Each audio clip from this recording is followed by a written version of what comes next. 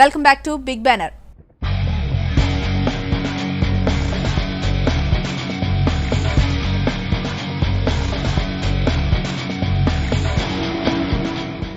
ఎన్ని చోట్ల బరిలోకి దిగాలన్న విషయంలో కాంగ్రెస్ టీడీపీలు పూర్తిగా కన్ఫ్యూజన్లో పడిపోయాయి. తమకు ఎక్కడ బలం ఉంది, ఎక్కడ బలం లేదు అన్న విషయం అంతుచిక్కక తికమక పడిపోయాయి. కాంగ్రెస్ పార్టీ మొదట 8 చోట్ల పోటీకి సయ్యంది. అభ్యర్థుల ఎంపికలో తెగ సతమతమైపోయింది. చివరికి 5 స్థానాల్లో మాత్రమే బరిలో నిలిచింది. టీడీపీ బీజేపీ కూటమిది అదే పరిస్థితి. టీడీపీ కూడా చివరికి 5 స్థానాలతోనే సరిపెట్టింది. మరోవైపు టీఆర్ఎస్ కొన్ని చోట్ల ఎన్నికల ముందు గెలుపు ఖరారు చేసుకునే ప్రయత్నాల్లో ఉంది.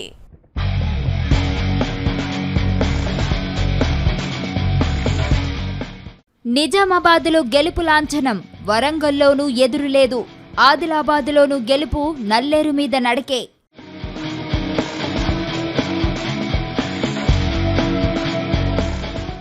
ఎమ్మెల్సీ ఎన్నికల బరిలో వ్యూహాత్మకంగా పావులు కదిపిన టీఆర్ఎస్ మొత్తం 12 స్థానాల్లోనూ గెలుస్తామని ధీమా వ్యక్తం చేస్తోంది. దాదాపు 9 స్థానాల్లో గెలుపు అవసరమైన మెజార్టీ టీఆర్ఎస్ కి ఉందన్న విశ్లేషణలు వెలువడుతున్నాయి. మరో 3 చోట్ల కూడా ప్రతిపక్షాలను చీల్చి గెలుపును సొంతం చేసుకోవాలని టీఆర్ఎస్ భావిస్తోంది. ఇప్పటికే కొన్ని చోట్ల టీఆర్ఎస్ గెలుపు దాదాపు ఖాయం చేసుకుంది.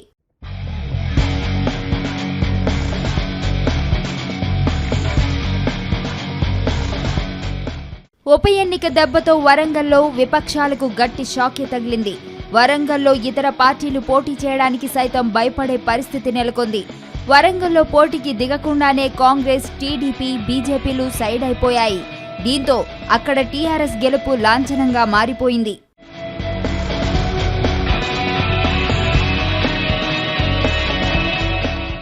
బరిలో ఎంపీటీసీల ఫోరం అభ్యర్థి బుజ్జగించేందుకు టీఆర్ఎస్ ప్రయత్నాలు.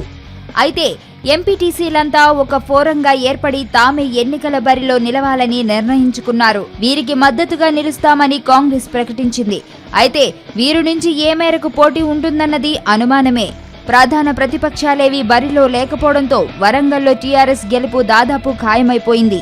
పోటీలో ఉన్నవారిని బుజ్జగింపులతో తప్పించి ఏకగ్రీవంగా విజయం సాధించాలని టీఆర్ఎస్ భావిస్తోంది.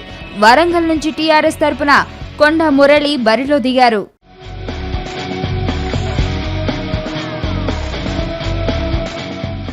నిజామాబాద్లోనూ టీఆర్ఎస్ గెలుపు ఖాయమన్న పరిస్థితి నెలకొంది. నిజామాబాద్ స్థానిక సంస్థల నియోజకవర్గం పరిధిలో మొత్తం 767 మంది ఓటర్లు ఉన్నారు. కార్పొరేషన్లో 583 మంది ఎంపీటీసీ సభ్యులున్నారు.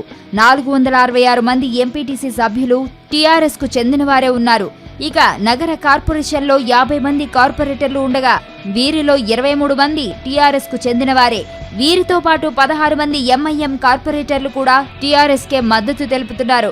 మొత్తం మీద 767 మంది ఓటర్లలో సింహభాగం టీఆర్ఎస్ పార్టీకి చెందిన వారే ఉండటం గమనార్హం. దీంతో టీఆర్ఎస్ గెలుపు లాంఛనమనేది రాజకీయ వర్గాల భావన.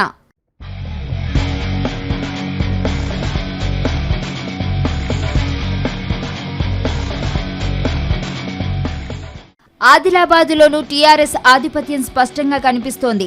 ఆదిలాబాద్లో పోటీకి కాంగ్రెస్ విముఖత చూపింది. టీడీపీ, బీజేపీల కూటమికి బలమైన అభ్యర్థి దొరకలేదు. టీడీపీ బరిలో దిగినా గెలుపు మీద ఎటువంటి ఆశలు లేవు. ఇక్కడ నుంచి ఎంపీటీసీల ఫోరం తరపున మహమ్మద్ రియాజుద్దీన్ నామినేషన్ వేశారు. ఆయన గెలుపు తనదేనంటూ ధీమా వ్యక్తం చేస్తున్నారు. తెలంగాణ రాష్ట్రం వచ్చిన తర్వాత బంగారు తెలంగాణ సాధన దిశగా రాష్ట్ర ప్రభుత్వం పోతుంది. స్థానిక సంస్థల్లో ఎంపీటీసీలు గెలిచి 18 నెలలు కాబోతుంది. కానీ మేము 16 నెలల నుంచి మా ఎంపీటీసీల ఫోరం పెట్టి రాష్ట్రమంతటా పెట్టి ప్రతి జిల్లాకు జిల్లా కమిటీలు వేసి మరి రాష్ట్ర ప్రభుత్వానికి మా ఎంపీటీసీలకు ఎలాంటి ఆదరణ లేదు. మరి 73, 74 చట్ట సవరణ ప్రకారం 29 అధికారాలు ఇవ్వాలి. రాష్ట్ర వ్యాప్తంగా 10 జిల్లాల్లో 12 అభ్యర్థులకు పెట్టి ఈరోజు నేను ఆదిలాబాద్ పట్టణంలో నేను ఎండి రియాజుద్దీన్ గా నామినేషన్ వేయడం జరిగింది. టీఆర్ఎస్ తరపున ఇక్కడ పురాణం సతీష్ నామినేషన్ దాఖలు చేశారు. ఏ విధంగా చూసినా, ఎన్ని రకాలుగా లెక్కలు వేసినా ఇక్కడ టీఆర్ఎస్ గెలుపు ఖాయమన్న అంచనాలు వెలువడుతున్నాయి. బిగ్ బ్యానర్ లో షార్ట్ బ్రేక్ తీసుకుందాం.